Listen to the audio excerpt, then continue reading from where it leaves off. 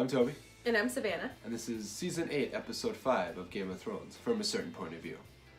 So this episode was titled The Bells, which obviously had a huge thing towards it. But let's start with how this episode opens up with Varys writing letters out to his little spies everywhere, and he's sending ravens. You gotta know, I think that he would have gotten some of those out right off the bat. Even though he did burn one when they were coming to arrest him. He burned one, but he had like a bunch that he'd already written.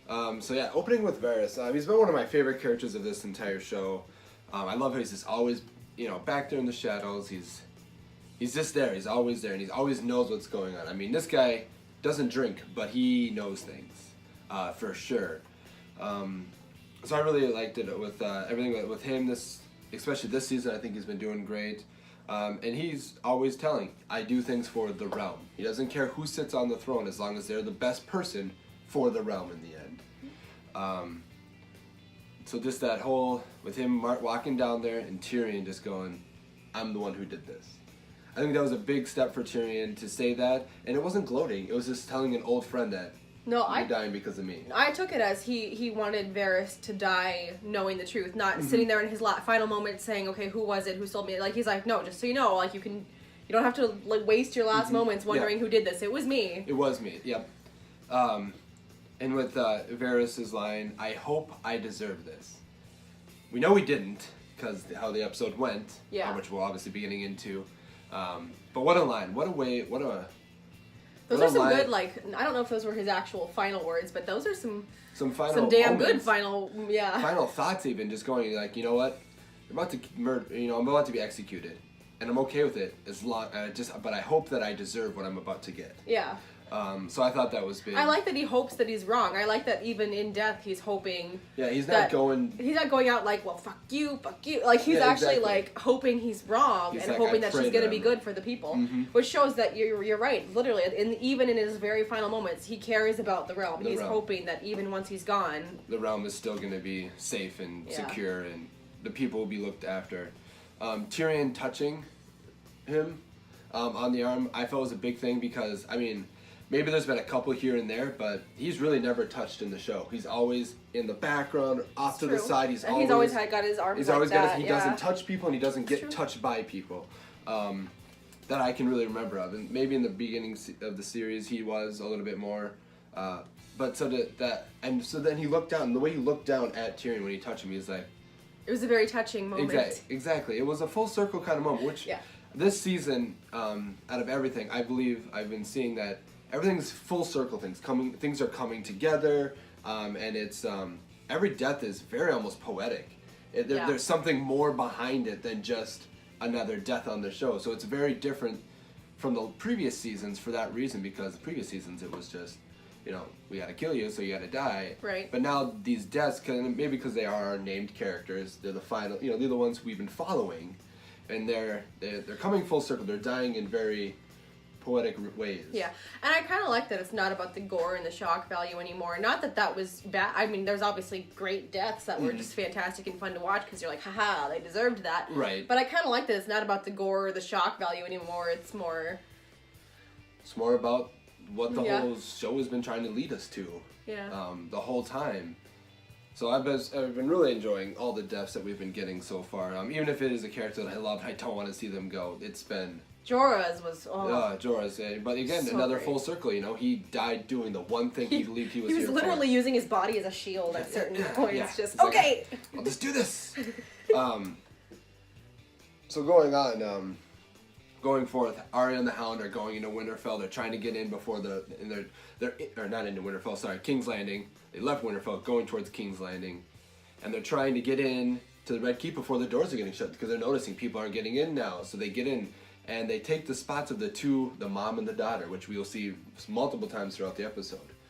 And Arya even looks at them. Yeah. And is like... You can tell she feels bad. About taking their spot in there. But she shouldn't. They would have died either way. Yeah, looks like they were just destined to die. Everybody there was basically destined to die. Yeah, exactly. So them getting in. Jaime not making it in. Yeah. And then trying, throwing his hood off, taking his glove off, and trying to show who he is so that he can get in there. And...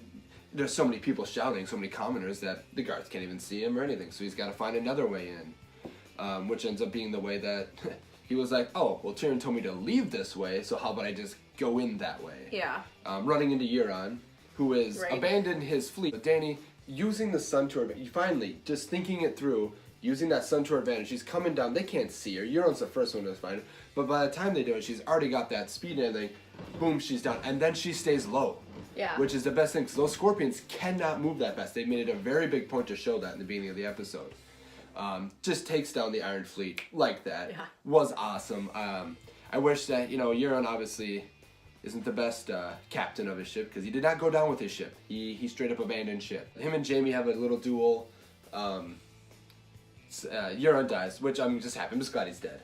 Like, that was, I don't like Euron that much. And it's not even that I just don't like him, it's just that I don't know. There's just something about Euron that when he's on the screen, I just don't care. Yeah, I could care less about. He came in out of nowhere halfway through this series. Not even, like 3/4 of the way through the series. No, last season. Well, I guess he fought. I guess he did fight with Yara and... Yeah, so he came in Theon. about 2 seasons ago, and then there's just been this major character all of a sudden, and I'm like, get out of here. I mean, I know he's in the books earlier and he does stuff in there, but I don't like Euron. Didn't like him in the books anyways. So I'm glad that Euron is dead. I wish that he hadn't died, thinking that he was the one who killed Jaime. He wounded Jaime, but he's not the one that ends up killing him. So it sucks that he gets that little gratification as he leaves. But thank God he's done and he's out of the picture now. When Dany starts her battle, and I love that end when she comes blasting through the back and takes out the Golden Company without any issue. I loved it because I thought the Golden Company would be nothing and useless, and they totally were. Yeah. Harry Strickland, who should have been selling propane and propane accessories, was their commander, and Grey Worm takes him down, no problem. Very interesting because the imagery in that battle reminisced Jon Snow in the Battle of the Bastards. The cavalry charging at him, Jon standing his ground, but this time we get him running away. Yeah. So it was the opposite. I love that the Golden Company was useless, and it was just. The Golden Company, again, they came out of nowhere. We'd never heard of them until the end of season 6. Yeah, exactly. And then now they're done. So that was awesome watching them just die. Dany just taking out the wall of scorpions was just awesome to watch. To see the raw power of Drogon. It was really interesting just seeing even a trained assassin like Arya just in the midst of all that chaos, not being able to do anything, just getting pummeled down by crowds of people, shit falling from the sky, running away from soldiers. That's not sneaking and being an assassin. Like, you can't sneak and be an assassin. What is she gonna do? Jump up in the sky and assassinate the dragon? Well, and run on buildings that the dragon's destroying? That wouldn't have worked. So it was just interesting to see her being just in the crowd and just being thrown around and bouncing off everything, just almost like Jon in the Long Night, just trying to get away from the fire real quick, just to survive that, and then run to the next spot and keep moving. And very reminiscent to Sansa and Tyrion in the crypts when they were just into this cove and we get into this one, and then they just kept running to hide. And so I really like seeing it from the streets perspective. And Dany straight up kills undiscriminately. In the end, she was killing the common people, yes, and the Lannister army, but then she was killing Dothraki, Unsullied, and the Northerners, without a doubt. There's no way she couldn't have been. Yeah. Because they were all over, and she was all over. That's why Jon told them to retreat. Exactly. He's like, we got to get out of here. We're all dying. Yeah. Like, and not even from this. We're dying from that. He knew that she wasn't going to stop or care if they were mixed in the crowd. That's why he told them to retreat. Exactly. And I wonder what his look would have been if he would have been there to see Dany when she was listening to the bells and just see her face just go and get more contorted, and just, you saw her be like, no, this isn't how this is ending. Yeah. I'm going to complete my father's work, and I'm burning everybody. Yeah. Which she straight up did. And I love that. It'll be interesting to see how Jon and Grey Worm interact in this next episode. Because first of all, Dany already thinks that Jon is the betrayer. So now Grey Worm's going to think that because he was fighting while Jon was trying to retreat. Yeah. So that'll be interesting to see how those two kind of come together in the next episode, see what they end up doing. Let's talk about Clegane Bowl! We got our Clegane Bowl. Yeah, I think, again, you were saying it's more of a poetic way of doing it. It's not like the arena Clegane Bowl. That's not what this was. This is not Clegane Bowl in that sense. Mm-hmm. It's just it was their final showdown, basically. Right. And again, poetic-y. Yeah. It was, they both fell off. It was. I still love. This is always what's gonna stick out for me in that though is like Cersei saying, "Okay, like you need to stay with me. You need to protect me."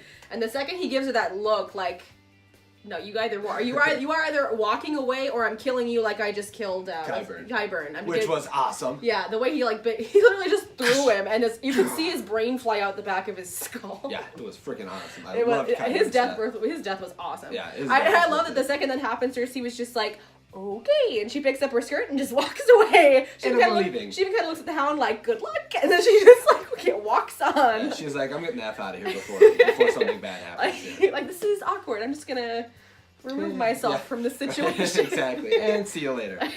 But again, like you had just said, very poetic in this fight. It wasn't what everybody thought. It was intimate. Yeah, very intimate. Everybody thought, this would be like in a big arena where people watching. Spectators, and Yeah, almost like, and some people were even theorizing that it was going to be like the two sides would have to do a trial by combat, and they were each going to pick, one was going to pick the Mountain, one was going to pick the Hound.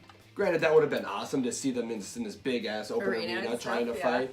But I loved what we got in the end. It was, again, very poetic and just very moving and intimate, and, and in full circle, he took his brother out, and even though the fall is what killed him probably in the end, he put his brother into fire and probably burned his brother a little bit like his brother burned him. Yeah. So, fire is what started the feud, and fire is what ended this feud. And another house will bite the dust. There are no more Cleganes that I know of. I think all the Cleganes are now dead, so there's another house that gets wiped out throughout all this war. I'm pretty sure like all of King's Landing is wiped out. Yeah. Well, and as Varys said in the last episode, we will need the noble houses if we are to put Dany on the seat. Well, not if you just burn them all. Then you don't need the noble houses anymore. Don't need the houses if you burn them all. Exactly, they're just gone. That was. There's nobody's to support Jon if there are no people. Exactly. Jon can't be king if there's nobody to support him. Yeah. I'm interested in what Tyrion's gonna do. I almost feel like for his safety, he should leave. Yeah, that's he should just almost even try to fake his death somehow, just until something's out there. Because I don't think it's safe for him to go back to Dany.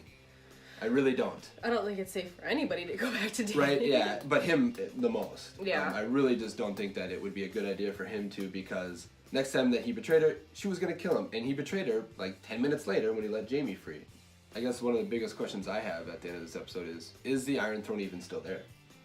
I think it's still there. I think it is, I think it is. I don't know. Because I think that would be more in the central building. Well, and that's something that they would show. If they destroyed the Iron Throne, they would show the rebel crashing around it. They would show it get destroyed. Yes, and I would agree with you. And it was more in the central of the keep, and it was Daenerys was taking out the outsides and the top. Yeah. Everything that I've read on the maps of how these buildings are laid out is that they have many levels, but that's all like the housing, the servants' quarters, everything that important happens on the main level. That's where the banquet halls are and the throne room and stuff like that. So I would think that the throne did survive. I liked watching her map get destroyed. Yeah, I don't know why I liked the map room. I love the map room. I still am sticking to that the throne will be destroyed, but in this next episode. I think it will. I don't know why it will. If it's going to be kind of a democratic thing, or a democracy thing coming out, or an assembly of senates or something like that. But I do think that the throne will be destroyed for some reason. Well, I like the theory I've seen kind of out there that Drogon's going to destroy it. If anything happens to Dany, Drogon's just going to just like melt it. Which you could that's very fair and very possible. As long as Drogon doesn't die, I'm going to be happy. Because I just don't want to see another dragon go down. Yeah. I love the dragons so much. One nice symbolism thing that I liked seeing, and just to show how, again, that was one thing I loved in Endgame, was showing how our characters are so broken. But in this one, the Grey Worm burning Missandei's collar was huge. Mm-hmm. That was her only possession, and he was all she had, or she was all he had. Yeah. And that was taken away from him. So this dude is broken. He's far gone than anybody else, I think. Even Dany. She's just mad. He's broken. Yeah. And he had to watch the one thing in his life that the only thing that he ever cared about was literally beheaded in front of him. He's... I did lose a little respect for him. Just a little bit. I understand it. But you don't kill unarmed people. That's one thing I've always, if they're unarmed, if they surrender, you let them surrender. Well, yeah, but my guess is they killed her and she was unarmed and she hadn't done anything to them, so he just doesn't care anymore. Right, and that's fair, and that's why I don't lose too much respect for anything for him, because I get it in the end. I'm not saying that makes it justified. Right, but it makes it, it gives a reason for why he did what he did. Which, again, is kind of shows Dany, too. People are like, oh, I don't understand the complaints about Dany going mad. I really don't. We've been noticing it because the whole first time. of all, she's shown hints of that madness throughout the entire series. She's always shown hints of that madness. It was literally it's a coin flip. She has the madness in her. Is it going to come out or is it not? Mm-hmm. And it came out. And sure, maybe it should have taken more than one episode to come out. It sucks that it basically came out in one episode. But that's the whole idea behind the Killing Joke, is that literally one event, one bad day can make somebody snap. And if you don't like that, okay, fine, but it's possible. It happens. It happens to people. It is realistic whether you like it or not. Mm-hmm. One bad day is all it takes. One thing is all it takes to snap, and it wasn't just one thing. She literally watched Jorah die and use himself as a human shield. She literally watched Missandei die in front of her. She literally watched everybody love Jon and hate her. It's just... Well, and she's been slowly getting away from her original goal the closer she's gotten to Westeros. Yeah. And I noticed it. I mean, maybe it's just subtle things that I picked up on, but she was very short with people when they were talking about things, and she came into Westeros just expecting unconditional love right off the bat. Well, and then in season 7, it was season 6, I think. She burned Samwell's dad and brother. Yeah, because they wouldn't bend the knee. Because they wouldn't bend the knee. And people were like, oh, it's fine, because they didn't care about the Tullys. Exactly. The Turleys, sorry. They literally... They didn't care that she just burned them for not bending the knee because they didn't care about those characters. Mm-hmm. So that's the big complaint I'm seeing. Dany's done a lot of messed up shit. The only thing is people didn't care who she was hurting, so they didn't care. She's done a lot of horrific shit from the very beginning of the series. Mm-hmm. Just because you'd liked the horrific shit she was doing doesn't mean it wasn't horrific. And she's always been about, she's an eye for an eye kind of leader. Yeah. You take this, I'll take that back then. And that's what because she put those slave owners up on the road like they did the slaves. Yeah, she crucified people. She buried a man alive. She did a lot of messed up stuff, but it was because... She tricked a guy and bought his army and then burned him alive right away. And burned him alive right away, yeah. Exactly. I mean, she's done horrible things that people are okay with. So she's because they think it was justified. Mm-hmm. They've been showing a slow descent into madness. Yeah. It's been very gradual. I've been kind of picking up. I was like, oh my god, I still loved her. I still wanted her on the throne the whole time. I thought that maybe Jon could be that voice of reason in her head, that keeps her from the dark. Right. She gets to the dark, but he's there, and he's the one who stops her from going completely into the dark. But it just, he chose not to use words, and that's been one frustrating thing with Jon. He's not talking, he's just avoiding things.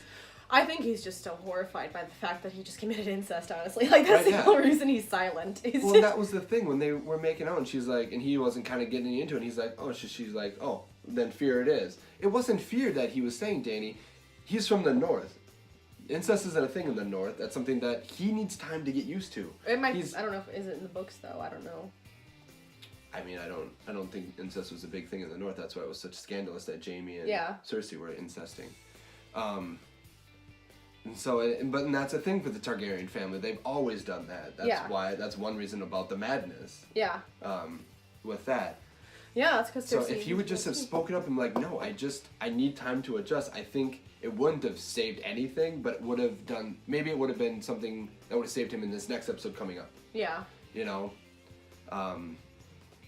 But ever since she set foot on Westeros, she's been mad. She's demanded everything, and she's demanded this without showing anything. Exactly. She's like, well, I freed all these people and they love me.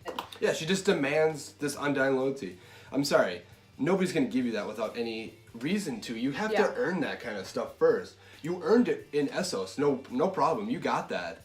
Especially people who are just used to being ruled by the Lannisters. Yes, they are in a sense enslaved by the Lannisters, but they don't see it that way.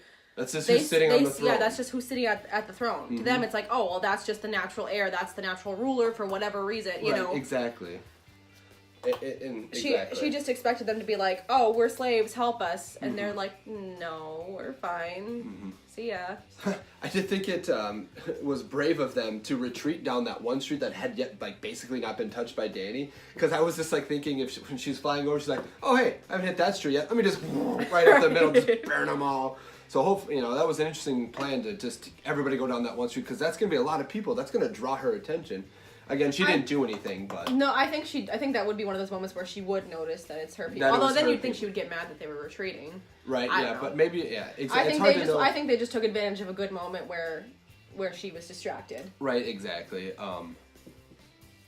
And man, just watching Arya doing everything she could to save those two, that mom and that little girl again, and Because she felt guilty for keeping them out. she of felt Red guilty, Keep. so she's like, I'm gonna get these two out of here, and she's doing everything she could, and this didn't work out in the end. Yeah. And it was, I think that's gonna be a huge moment for her to have to experience that, because she had that moment up in the keep with the Hound. You know, if you go with me, this is the end. You die here then. Yeah. Like that's that, and she chose to live, and so it was, and it's gonna be interesting how this thing is gonna affect her now.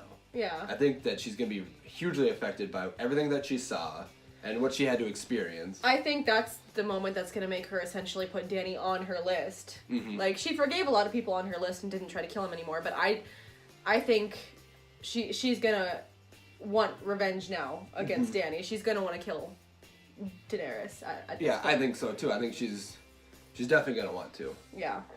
But I just want to talk about the bells. And how significant that was to call this episode the bells, because the bells have been a huge thing in Westeros, but not a in-your-face kind of huge thing. They've been the subtle thing. They've been, and there's been multiple characters that have talked about it. You know, how the bells signify the dawning of a new king, the dying of an old king, an execution of a lord. Weren't the bells in the background when Joffrey was dying? Mm-hmm. Yeah. Yep, there was bells there. There was bells when... it was like the bells, like the signal, like the get the police, essentially. Right, yeah, exactly. And so these bells signify everything, and then they were signifying the surrender, and Dany didn't want that in the end. I think when the bells were going off, she was sitting there. Obviously, yes, her face was contorting and she was descending into madness. But I think the thoughts going through her head were, okay, they're surrendering, and then I think she was literally just sitting back and thinking in her head over everything that had happened over the last few weeks, months, everything, and just thinking, you know what? They don't deserve to surrender. Yeah. They deserve to die. Yeah. I think that's what was going through her head was, oh, they are surrendering. But they don't deserve it. They're not good enough for that. Yeah, they don't deserve to just be able to surrender and survive. Or maybe she was even thinking if I let them surrender and let them all live, they'll somehow find out, about Jon, and they'll support him. Like you were saying earlier, I think that maybe this was her taking out some people that would support Jon in the end. Yeah. And I would agree with you, because I'm betting you she assumes that Varys sent off a bunch of ravens. She's smart. Areas. She's smart. I'm sure she knows what he was doing. That's why she burned him. Why she executed or him, I'm sure if she didn't already know, I'm sure Tyrion told her, you know what, he's probably sent out 1 million letters. Mm-hmm. So yeah, and that probably helped make that decision to burn them all, because those people might have been loyal to Jon now. Yeah. So yeah, it'll be there is very a method to her madness. Right, yeah. I guess the last thing we have to talk about is Jaime and Cersei's death. Yeah. From, I think it was season 2 or season 3, Jaime's talking to Bronn, and he goes, how do you want to die? And Jaime says, in the arms of the woman I love. He got it. Again, he got another the exact poetic death that he wanted. I liked watching Cersei this whole episode just slowly realize that she was losing, and that she was losing everything. She wasn't just losing, she was losing all of it. And she really thought she would win, because up until this point in her life, Cersei's always won. She's never... Like, she's lost things, don't get me wrong, but in the end, she's always won the war. She's lost battles, but she's always won the war. Exactly. She's always come out on top. And I think she just had that natural natural assumption, I'm going to win this. The Golden Company's going to win it for me. The Iron Fleet's going to win it for me. And she assumed that, and she thought she was going to win because why? Because she was going to use the mercy as her strength and their weakness. She was going to use the mercy of the people for her win. And Dany ended up not giving a shit about that. And that's where everything for Cersei fell apart. She was like, well, fuck, now I'm done. And she's as evil as I am, but she has a dragon. Yeah, exactly. And she's willing to do that. And then seeing, with her and Jaime being trapped down the tunnel, so now, I know that there's rumors that they might still be alive, because it did, when you rewatch the episode, it looks like it's not just collapsing, but it's more of exploding down and in, like something is just happening. Anyway, it looks like that tunnel does get blocked off anyways. That's their only way out. I'm sorry, I just don't see them surviving in any way. Unless somehow, and this is the only way I could see it happening, unless somehow the right explosion happened to give them a way to climb out. Right, yeah. Otherwise, I don't see it, but I loved Cersei just giving up and just being, I don't want my baby to die, and I don't want to die. She really, she didn't want her baby to die, but she thought she was going to win. And I think that's when, I think that's the most vulnerable even when she was being shamed and walking down the streets, I think this is the most vulnerable we've ever seen Cersei. Yeah. I really believe that, because she had that look on her face when she was doing the walk of shame, like, just wait, bitches. Yeah, Just this is horrifying for me, but guess what I'm gonna do to you in return. Just wait until I get to No, that I would think this was more vulnerable because she realized a horrible thing is about to happen to me and I can't get any vengeance for it. Because I'll be dead. Right, yeah, she can't get any vengeance, and there's nothing she can do to stop. There's nobody for her to intervene and help her out in this moment. Yeah. There's no Jorah. You know, like Dany in the last episode, or in The Long Night, Jorah came to her in her most desperate moment. She had nobody else. She needed somebody. The closest thing she had to a Jorah, outside of Jaime obviously, was the Mountain, and he instantly was like, nope. As soon as he saw his brother, he was done. Yeah, he had his own priorities. The only person who could save her was Jaime, and he was doomed too. And Jaime was trying. Not the death I wanted for Cersei, but a death that makes sense and that I'm gonna be okay with in the end. Okay with because of how she panicked. It was. Mm-hmm. It was interesting to see her panic that way and realize that it's like, I don't know, in a weird sense, it's kind of enjoyable to see that. Like you lost. That fear. You know, like Varys died. He was like terrified of the dragon. Don't get me wrong, because who wouldn't? Yeah. But he didn't have any fear within him about what he had done or why he was being killed. Cersei had that fear. Yeah. Just that pure, raw fear, just scared beyond anything. She was almost babbling there. She was talking so fast and so scaredly, she almost couldn't get shit out. That's when Jaime comes back and is holding her, right? And I believe that they did die. I believe that was actually collapsing and the keep was coming down a little bit. So we'll see. But even if they didn't, they're buried alive. Even with our nowadays technology, that would take weeks to get down there, to excavate all that. There's no way they can get them out. I did have a funny thought that maybe just right above them it didn't collapse, and so Drogon just pokes his head through and goes, "Oh, hey guys," and just fires them. Right. That'd be hilarious. I don't think that's what'll happen. I do think that they are dead. Yeah. Yeah, I think so too, and I think Tyrion might even get confirmation of like maybe he'll find Jaime's hand in the rubble or something. Well, he'll see the dinghy. And he'll know that they didn't get out. That dinghy was there, that Devils put there, and he'll see that, and he'll know that they didn't make it. They didn't make it, They didn't make it. He already doesn't support Dany anymore, but I think that would be his final straw. Right, and I think he should just go back to Castle Rock right now and just hang out there. I don't know, I almost think he should try to find a way to help. Because you said if you don't think Jon's going to kill her, somebody's got to. Right, yeah. And whoever kills her, either it has to be somebody who will be ready to die. Yeah. Because whoever kills her, Drogon's going to be right there. He's going to see that, and he's going to kill you. That's why I don't think Jon should kill her. Yeah. Because I don't know. Unless Drogon realizes that he is a Targaryen, is like, okay, whatever. But I still think unless because Jon's a Targaryen, he does try to burn him and he survives. Right, yeah. And then he's like, oh, well, hey, why don't you hop on now? Maybe that's when he gets mad and burns the throne. Exactly. Because I do think that throne will still be melted by the end of this series. Destroyed in some way, some form. I don't care how. So if Dany has to die, I'm okay with that. I don't want Jon to be the one to do it. Just because I don't see it, especially if Grey Worm's still alive. Whoever kills Dany is going to have to worry about Drogon and Grey Worm coming after them. So that's unless it's just an all-out battle all of a sudden, right there in like the throne room or something. It might be. Which it could very much be. Somebody tries to kill Arya, all of a sudden somebody tries to kill Dany. Yeah. Grey Worm steps up, starts fighting. Jon has to jump in, and everybody's it's going to be a freaking madhouse right there. Yeah. Which would be interesting, because that would be the second mad ruler to die in that throne room.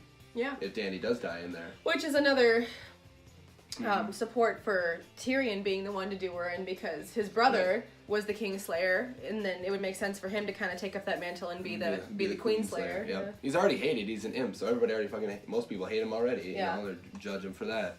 So I do want Dany to at least sit down on the throne, because I played that Game of Thrones fantasy app where we've betted, and I did predict that she would be the one on the throne again, so I want those points for her to sit on the throne so I can get into that first place for a good solid win. So I'm a little biased on that, but I do not believe that she will be the one in the end. In the very end? No, I don't think so. It'll be interesting to see what we get. I know a lot of people haven't loved this season. I feel like if this season was season 6, people would be loving every second of this. Yeah. We've been enjoying it. We hope that we don't offend anybody with our thoughts and feelings. Sorry, we've been loving it. We've been loving the writing and the storytelling. Yes, it's more fast. It's rushed. We'll give you that. It is rushed. It definitely is rushed. But in the end... But even for being rushed, it's still true to the characters. Like, yes, it's rushed, and if we honestly, if the things that were happening in this season were happening over 2 seasons, people would be fine with it because it's still true to the characters. I'm sorry, Dany was going to go mad. And I'm sorry, foreshadowing is character development. Having foreshadowing does show things that are happening, and it is a big thing. Yeah, you don't pick it up right then and there, but that's why you watch stuff like this, and why we watch other stuff and find things, because then you learn more about it. Dany has been, again, showing those hints of madness from the very beginning. Oh yeah, very much so. She watched her brother get a pot of boiling metal poured on his head and said, guess he wasn't a true Targaryen. Yeah. I guess he does. What? I'm sorry. Even if he's like a horrible, horrible person, which he was a horrible, horrible person. That's still her brother, and she still like looked at it like, good. Yeah, like he was almost just a stranger that she had just picked up. Yeah, and honestly, I'm sorry, but even again, that just proves my point. People are only mad because they didn't have anything personal against the people of King's Landing. So they see that as this atrocious act, even though Dany's done horrible things from the very beginning. It was an atrocious act. Yeah. But that's from our point of view. That's not her point of view. What I'm saying is it is an atrocious act, but she's been doing atrocious acts since the very beginning. Everything she's done has been an atrocious act. It's just because it was against people we hated that we were okay with it. Well, now and that's not really right either. Right, exactly. And I'm kind of wondering now, because the way we were just talking, it kind of put this in my head. I'm wondering if those bells almost reminded her of the day her dad was killed. Because that would have been the bells on that day, too, while she was fleeing. And I wonder if while hearing that, it just brought all that back and was like, these are the people that were okay with killing my father and putting my family on the run and destroying my family. Yeah. I'm wondering if maybe that was some of her motivation, too. Again, there were a lot of reasons. Yeah, we just don't know what was going on in her head. There were a lot of possibilities, and again, like, it doesn't make sense to be angry about this atrocious act and not be angry about the rest of them. Exactly. And she killed a bunch of the Dothraki warlords for no reason, just to prove that she could and that she could then have their army. And so people loved that. People loved that moment of her walking out of that hut on fire and naked. Was it just because she was naked? Was it just because it was the Dothraki and people didn't care, or because they were dicks? I don't. And then the Dothraki die in the Long Night. Everybody's all pissed off about that. Yeah. So again, she's done atrocious things from the beginning. You know. And hey, I was one that wanted her on the throne. Yeah. I was rooting for her from the get-go, even though when she was doing all these things. And it broke my heart to watch her finally take that step into madness. It really did. It did. But it makes sense to me in the end. And so it's not bad writing or against character. That's the thing. Is it's atrocious. It's a horrible thing that she just literally just burned an entire kingdom. It's a horrible thing, but it makes sense. So to say that it's bad writing or it doesn't make sense or it's not her character, it is. Sorry, right? Well, I like what the directors and writers came back with, like, oh, you don't like how our show is? Write your own show then. Like, make up your own one then. You know, they're doing what they can. This is their vision. Yeah. And I don't always agree with it, but they have a source material that's more open and wide. It's nothing. They have a source material that isn't completed. Exactly. It's nothing like Rian Johnson destroying Star Wars with The Last Jedi. We don't need to get into that. We can make a whole other video for that. But going off of that, just that idea, when you destroy something that's always been like a happy ending type of thing, you know, not that it can't have cliffhangers, but when you destroy characters by making them go against themselves, that's bad writing. What's weird. That's bad writing. But when you destroy characters by making them fulfill the dark sides of themselves, like we've always known that Dany could go mad. That's like saying that episode 3 of Star Wars was the worst one ever because Anakin went to the dark side. Right. You always knew. First of all, you always knew that was going to happen, obviously because it was the prequels. But secondly, you saw it. You saw it happening. You saw him slowly going into that. If anything, it's actually very similar. Oh, yeah. It's actually very similar. She actually has a very similar journey to Anakin in this season. And it happened quickly. It happened a lot off screen, so that pisses people off, which I get it. But it did. It happened kind of much in the same sense that it happened to Anakin. You always knew it was going to happen. It was always hinted that it was going to happen. And it happened so quickly. It went from 0 to 60 just as quickly as it did in episode 3. Exactly.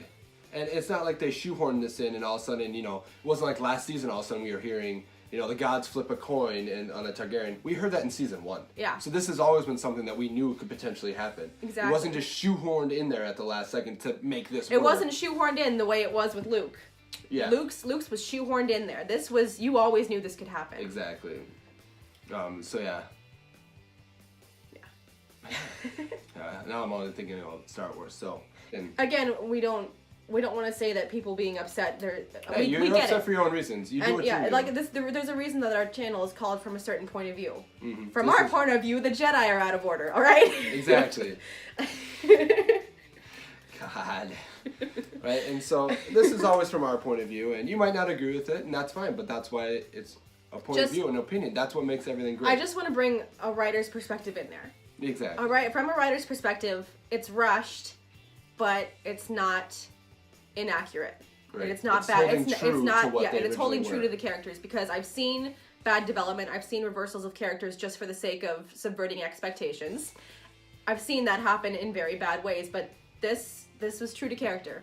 Even if it wasn't liked, it was still true to character. Exactly. So hopefully everybody watches the last episode. Hopefully you like it. We're excited to see it. We'll be watching it at a movie theater on a big screen, so we're really pumped for that. We got that worked out, so that's going to be very exciting. But yeah, otherwise, I hope you guys all enjoy it, and I can't wait for the prequel that just started filming this week. So we're going to be getting that, which should give us a lot more backstory on the Night King. Hopefully. Which would be awesome. Who doesn't want more backstory on the Night King? I do. Well, on that note, may the films be with you.